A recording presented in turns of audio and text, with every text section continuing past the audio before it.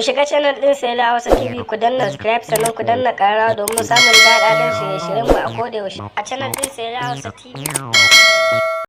Assalamu alaikum wa rahmatullahi ta'ala wa barakatuh. Barkanku da kasancewa da wannan channel ɗin wato Sela Hausa TV.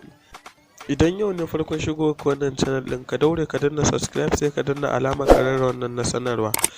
Yau wani labari ne wanda za mu kawo wanda zai rikirkita wa mutane hankali. Labari ne wanda mutane ma za su so shi. Wato shahararriyar jaruman nan wato Minal Ahmad Izzat Su ita ce za ta auri wannan wato shahararren shi ma wannan wanda suka taɓa samun matsala wato da Momi Gombe. Tsohon mijin Momi Gombe shine wanda Minal Ahmad za ta aura. To mu shiga gundanin shirin inda za ku ji duk abin da yake wakana. Gaskiya ne wannan abin gaskiya yana da abin mamaki saboda ni kaina a lokacin da naga abin na Instagram sai da ya gigita ni, sai da ni mamakin abin. Ainihin wato wannan shahararriyar jaruman Minal Ahmad Izzat Su shine wannan tsohon mijin Momi Gombe ya ganta a harkar industry, ya ganta ya ga ta yi mai kuma yana so ya aure ta.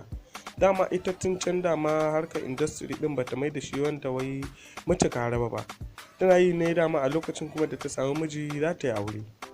Gaskiya ne Allah mai iko, Allah ya sa dai kar abin kuma ya zamanto kishi tsakanin Allah mai iko, Allah ya sa dai kar abin ya zamanto kishi tsakanin Minal Ahmad da Momi Gombe.